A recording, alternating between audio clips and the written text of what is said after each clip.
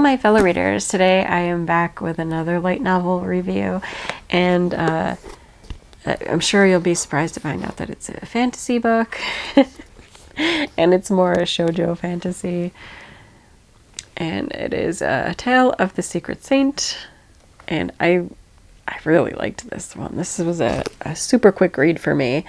I just found myself like pulled into it right away. I'll quickly read the synopsis on the back, and then I will go over more of my thoughts of this fun tale. I just really like this.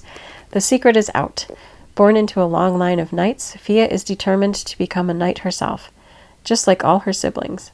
But a brush with death awakens memories of her past life as a saint, a woman who wields rare, powerful healing and protection magic, along with the ability to use that magic herself.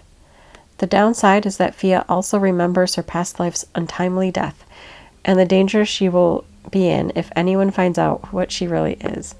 She vows to stay on her knighthood path and keep her powers a secret forever, but how can she resist using her newfound powers when they're just so useful? So, yeah, that's about what this covers. So, Fia is, I believe, the youngest in a line of pretty important soldiers that have a lot of different abilities. Like, I mean, they're strong, they're well talented in the martial arts, and she's just never really been that good at it. She determined at a young age that she wanted to be a soldier like the rest of them, but she's just not. She doesn't have that acuity. And so they warn her, but her sister is very supportive, but she has two like older brothers that are kind of harsh with her, that don't really see it, but her sister's pretty cool. I liked her. And I think it's like they have to do this trial where they go out and they have to like kill a monster, and they get their stone, and then they take it back, and like based on the power level, they get whatever is written about them. Things work out differently for her. I don't want to spoil all the events. She does awaken her powers as a saint, which she doesn't really fully get until later. I mean, like, she fully doesn't understand it until later, what's happening to her. And then, yeah, they become really beneficial to her. She can up her stats, like make her sword really enchanted and everything, and she can increase her speed so that she's able to go through the trials for being a soldier and pass. And she does get a dragon friend. So if you like dragons, there's a nice dragon in here. She meets a bevy of soldiers. This is my favorite. But he's more than just a soldier. So there's kind of Ultimate Game vibes. I don't think this has a game version. I'm not crazy, right? I haven't seen it if there is one. Yeah, once she becomes a soldier, there's like all of these handsome, strong captains within the military that you're introduced to, and she gets to like work with all of them because they're really assessing her and how she has this power and ability, but also she's just kind of a force, like a light in and of itself. But she will manage, mostly through her memories as the previous saint, to get out of these ridiculous situations. And then they try to question her about it, and she's like always comes up with these weird excuses, but they're definitely drawn to like, how does she have this amazing talent and ability, and how is she just able to luck out of anything bad happening, like what's going on, and they can't get to the bottom of it, and they keep trying, and it's just fun. I like the banter, I like her development, and I like seeing her interact with the different characters. Moving forward, there are definitely like questions I want resolved and answered. One is, are they going to discover that she is a saint? And more specifically, maybe like the reincarnation of the big saint. Because that's the other thing, like the saints that are currently in existence are kind of useless. But the other thing is, if they're discovered to be a saint, then they're put on a certain path where they want to marry them into the royal family, and they're treated totally different, which is another thing that Fia doesn't want. She doesn't want any of that at all. But she knows that's one of the risks if she comes out, like if she's discovered as being a saint, that she might have to face that. So I want to know, obviously, does that get uncovered? And do they discover like that she's not just a saint, but she's the saint? Like she's the big, powerful one from the past.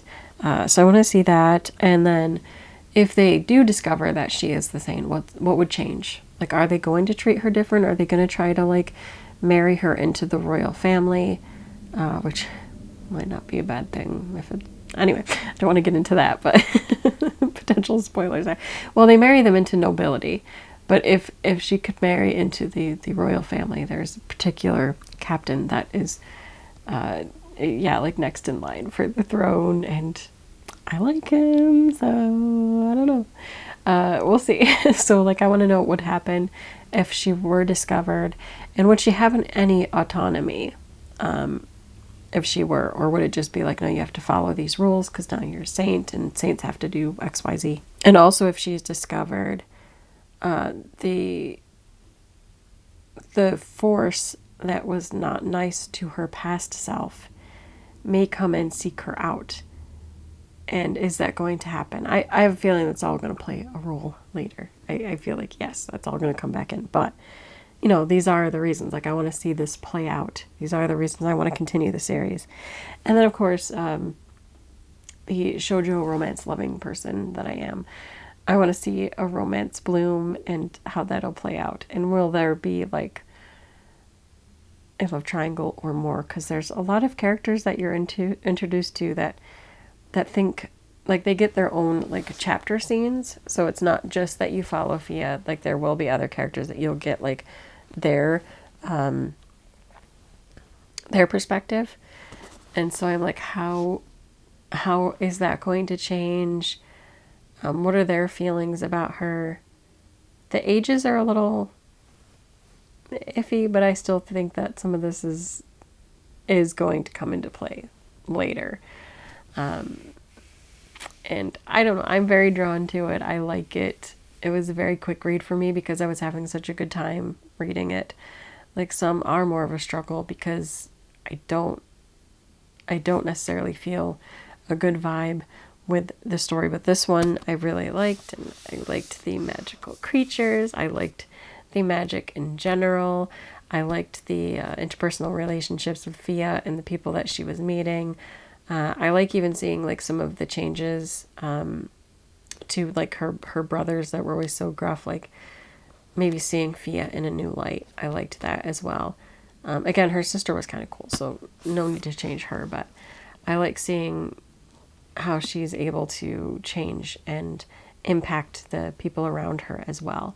And I just, overall, it's a successful, for me, light novel. Like, it connected with me, and I had a good time reading it. And I would recommend it to other people to try, because it's just, I liked it.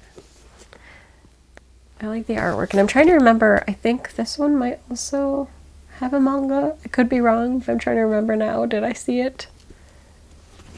If it doesn't, it should. And if it does, I might be getting it.